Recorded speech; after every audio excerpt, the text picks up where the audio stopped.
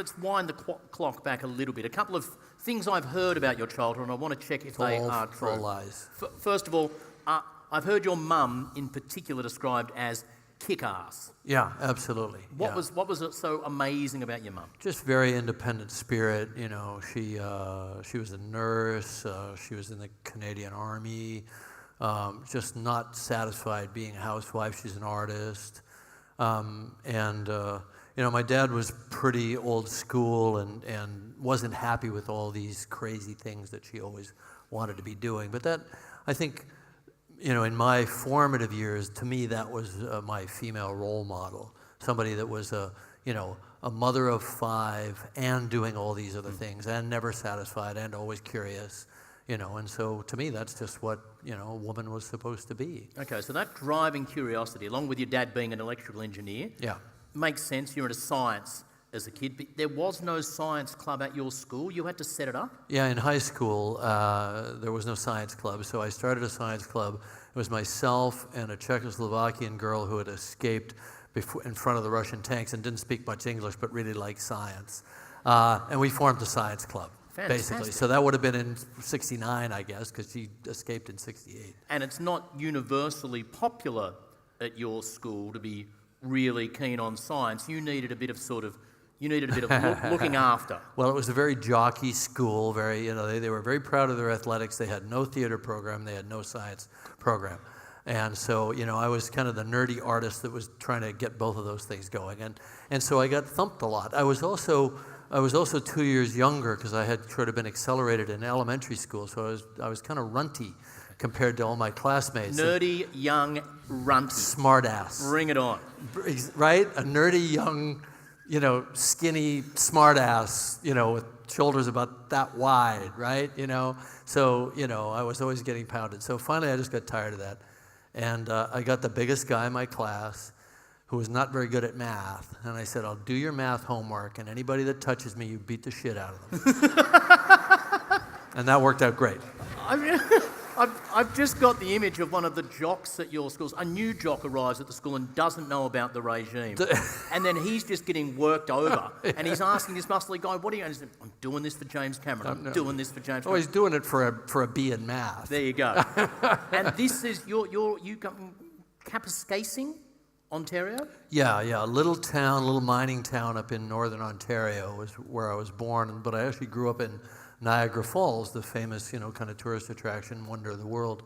So, you know, kind of have water on the brain when you have the thundering roar of water in the background for, you know, 15 years of your life. But this is the 1960s, so isn't every geeky, runty, nerdy kid meant to want to go to the moon?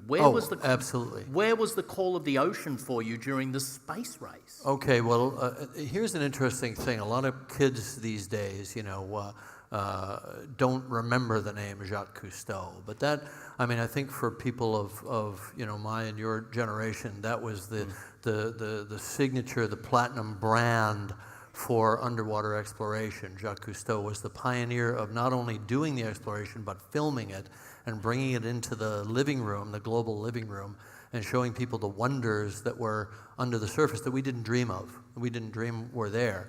And so I think it was Jacques Cousteau's specials and his TV specials that made me aware of the ocean. And also National Geographic. You know, there were so many cover stories of the exploration that was being done in the 60s, not just at scuba depths and people going down and living in habitats and going down on mixed gas, but the stuff that was going really deep, like the Alvin submersible, which was commissioned during the mid-60s and was going down to 3,000 and 4,000 meters and bringing back images of animals that people never dreamed of. So that was all tremendously exciting. To me, it was the same thing. There was outer space and there was inner space. And to me, they were equally attractive. They both offered new, unseen worlds that we couldn't have imagined. And at the same time, as you've said, you're already exploring storytelling, and art means a lot to you as well. And what I find fascinating is the twin pulls of these two things in your life, the scientific engineering side and the storyteller. Yeah. And I've seen a quote attributed to you that you like to keep your peas and carrots separate. Yeah. But to me, these two forces in your life just do... They intertwine. A dance around each other. Yeah. Well, there was a magnetic pull between these two poles. Yeah. And I felt it really acutely in college where you're really trying to decide what you do when you grow up, if you ever do. And I initially went into astronomy and physics because I just wanted to know. For me, it was almost a religious pursuit. I wanted to know how the cosmos worked. I wanted to really, truly understand it. And I discovered, I'd say by the end of the first year that my maths were not strong enough to really do anything important in physics. And so I wisely decided to switch to storytelling. So I became an English major. After that, I thought, okay, well, I can write, I can tell stories. But these two things have always pulled me in what most people would think of as opposite directions. But they really reconverged in my life around filmmaking. Deep Sea Challenger, this amazing project, we actually got some images here of some of the designs that you initially had. So people need to understand this. You didn't just say, let's do this and talk to some other people about making it happen. You were the driver of all the actual engineering design of it. I got really on fire about the idea. We were out at Bismarck, and Bismarck is a very deep wreck. It's about almost 5,000 meters. We saw some images in the introductory Right. film. You also described it as a spooky place. Yeah, it's a very grim wreck. I mean, it's really the scars and the aftermath of that horrific battle that killed so many people are left there in the steel, and you see the effects, and you can only imagine the effects on the crew, on the human body. It's just really a pretty horrific place, but a fascinating wreck, and the wreck forensics of that were fascinating to me. But we took our cameras, we took our robotic vehicles down there, and they functioned at 5,000 meters, and I thought, I was talking to our engineering team, which was led by Ron Allum, who was the co-designer of the Deep Sea Challenger with me, and my brother Mike, who wasn't involved in Deep Sea Challenger, but he built a lot of our robotics and equipment. And I said, guys, we're building stuff that's going to 5,000 meters. What's stopping us from going deeper? What's stopping us from going to 11,000 meters? Why don't we go all the way? Why don't we build a sub, build cameras, build a vehicle? Let's do it. We're on fire here. We've been on a roll here for several years with several expeditions, and we're not hitting a wall. We're finding out that our process of innovation is actually being effective. We're doing it. We're thinking outside the box. We're circumventing a lot of the kind of legacy technology that's been holding people back. Let's just do it. Let's go for it. And that was on our inbound leg from Bismarck. And then we started talking about it again the next year on our next expedition. It was on the next expedition when we were coming back into the Azores that I started sketching up the vehicle. And we were talking about it, and we'd sit there at lunch in the cafeteria on this Russian research ship, and we'd say, well, what would you need to do? What are the barriers? What are the breakthroughs that are needed? And one of them was the flotation. If anybody can get to the bottom of the Mariana Trench, it's easy. Getting back is the hard part. Let's stop and pause on the first half of that for a second. Anybody can get to the bottom of the Mariana Trench, ... It's easy. It is. You just take a canoe, go out there, and jump overboard. Okay. You'll get there. Okay. Getting back is the hard part. Okay. In fact, we were standing on the deck right over the spot, and I picked up a crescent wrench, and I threw it overboard. I said, okay, that just went to the bottom of the Mariana Trench. That's the easy part. Getting back is the hard part, right? So you have to have flotation. If you're going to come back, you're either going to power yourself all the way up with thrusters, which is going to require enormous amounts of power that the sub can't have, or you're going to float back, which is how you do it. So what makes you float? Wood. Wood is going to compress out and become not buoyant less than probably 1,000 or 1,500 feet underwater just from the pressure. So then what? You start going through all the materials that you think are going to float. You get down to one thing only that we know can float at that depth. It's called a glass sphere. Glass is the strongest material in compression that we know of, various forms of glasses. You put a little air bubble inside a glass sphere, and it will go all the way down there and be buoyant. So let's get a lot of glass spheres and glue them all together in some kind of an epoxy matrix. That's called syntactic foam. That was the big breakthrough in the 60s that allowed Alvin and submersibles of its kind to work, because Dawn's vehicle was based on using gasoline. Liquids compress relatively little, gasoline's lighter than water. He basically went to the bottom in a giant steel balloon. That's exactly what it was. It was like a hot air balloon or a lighter than air vehicle. It was a lighter than water vehicle that went down 7 miles. It worked, but it's very, very big and ungainly, hard to drive around, takes a lot of power to push through the water column. So we wanted something, and it can't be offloaded from a research ship. It had to be towed out to the site. So we were trying to work within the more modern paradigm of an offloadable vehicle from a ship of opportunity that you could get on site with quickly, drop in the water, and make your descent. So we had to use syntactic foam. The syntactic foams that were available at the time we started the project were inadequate. They would crush or be at least in yield at that depth. So Ron Allum, who was the project lead engineer on the project, had to develop a new material that hadn't existed before. I love the idea of the journey. I love the challenges of it. Explain to people, like the actual space you're in when you're going down. I heard it described as like inside a small fridge. Yeah. Well, not like a mini bar. More like half of a full-size fridge. So we like spheres for pressure, right? Spheres are what a beautiful... ultimate shape, right? Mathematically, you get the isotropic forces all the way around a sphere. Oh, yeah. It's the least likely to fail under pressure of any shape. So you start with a sphere. Corners, edges, no corners, no edges, no rectangular or shapes. So you start with a sphere, and then you think, okay, how small a sphere can we get away with? Because that sphere is not going to be made out of, something light. It's going to be made out of steel or possibly titanium. We looked at all the different materials, but it's going to be the wall thickness that will get you to that depth without collapse is going to make it heavier than water. Now you're into flotation. You've got to float that sphere back to the surface. The flotation to go to that depth has its own weight. Now you start adding tons and tons of weight just in flotation. So the vehicle scales up based on the size of the sphere. So we said, let's make it a one-seater. We can put an individual human on site at full ocean depth, and that person can not only pilot the vehicle, but with surface support and robotics, extend our reach and be able to do significant science and exploration. That was the thought.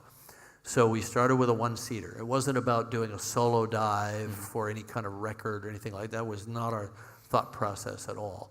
Now, the engineering drove that. The engineering drove that, yeah, exactly. So we set ourselves a target of around 9 to 10 tons. We felt that was the most that we could manage and stabilize and get in the water and get out of the water on a ship of opportunity, meaning we didn't have some big mothership that was purpose-built for us, a $70, $80 million ship. We were just going to charter a ship that had a nice A-frame or a nice crane, and we were going to go on and off that ship. So that was our target weight. And to hit that, we had to have a single-seater vehicle. But we thought we could accomplish our science mission that way. So we started with a sphere, and then we just did a little ergonomic study to see how small the sphere could be. And so I just kept getting in smaller and smaller test spheres until I cried uncle. And Ron Allum, the co-designer of the vehicle, is significantly shorter than I am. And he was perfectly comfortable at the moment that I cried uncle. He got in and said, well, plenty of room in here.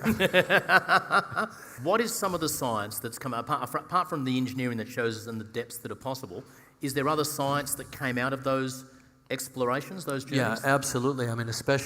First of all, the Titanic and Bismarck are fascinating wrecks, and real wreck forensics came out of our multiple dives and multiple expeditions there. And some of, I think, the most comprehensive papers published on Titanic and Bismarck in terms of the sinking and the history that gets unveiled by that have come out of those expeditions. Now, our hydrothermal vents expeditions, I was trying to do something kind of unique. You've got scientists that study hydrothermal vents, and you guys hip to hydrothermal vents? Quick round of applause if you understand hydrothermal vents. Okay, good. There's a few people we can at least. Hydrothermal vents are awesome. Yeah, they're awesome. So real quick, you've got spreading centers where new crust is getting made, magma is close under the surface, and then you've got subduction zones where old crust goes to die, and that's where the deep trenches are. So these mid-ocean ridges tend to be places where you get these black smokers, these hot hydrothermal vents, superheated water that's at 700-800 degrees Fahrenheit, enough you could melt a lead bar with a jet of this water, and it doesn't flash into steam because of the intense pressure keeping it in a liquid state. So places that it would be so hard to reproduce that in a lab on Earth, but they occur naturally in these places. Exactly. So here's what I got interested in. There were plenty of scientists studying this. I thought, all right, I can't really offer anything new. You can always find new things, but there are people studying this. I thought, what if I take space scientists with me on a journey to hydrothermal vents? It's very counterintuitive, and yet it became a pathway to a whole new kind of science, which they call Earth analog astrobiology. So I went to the Jet Propulsion Laboratory, which is the center for NASA in the U.S., where they're studying the outer planets and so on, sending probes to Mars and that sort of thing. I said, who have you got that wants to go study hydrothermal vents?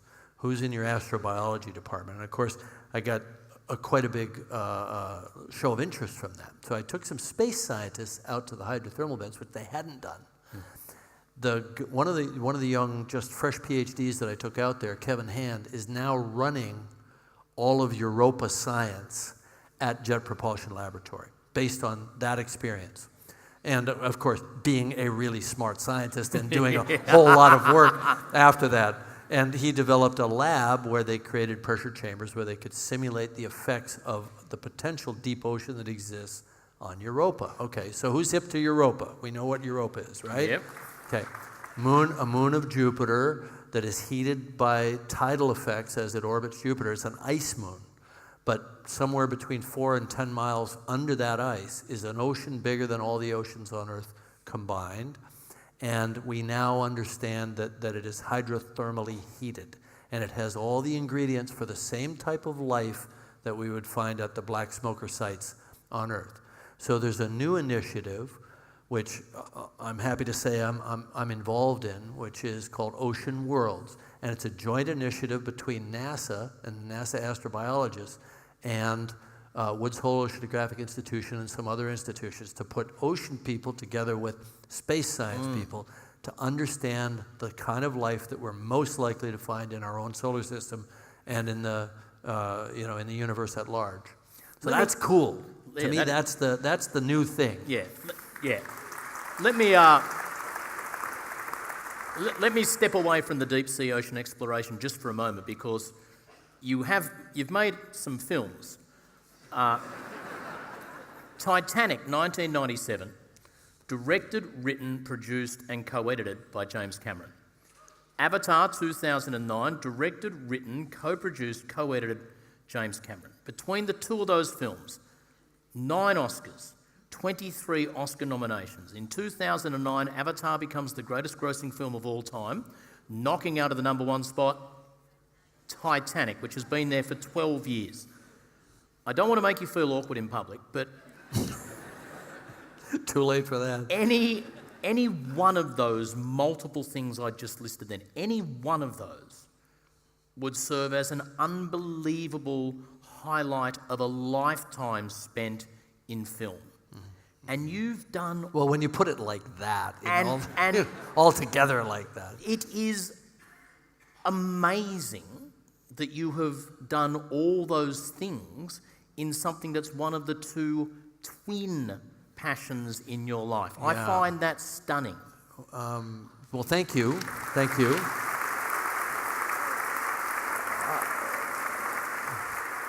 Yeah, I mean, it's lucky that those films made money so I could go do the exploration stuff. That's the way I look at it, But I mean, I think if you think about it, it's what's at the core of those two pursuits is curiosity. So circling back to that, just wanting to know. So it's actually true that I wanted to make Titanic so I could do the expedition.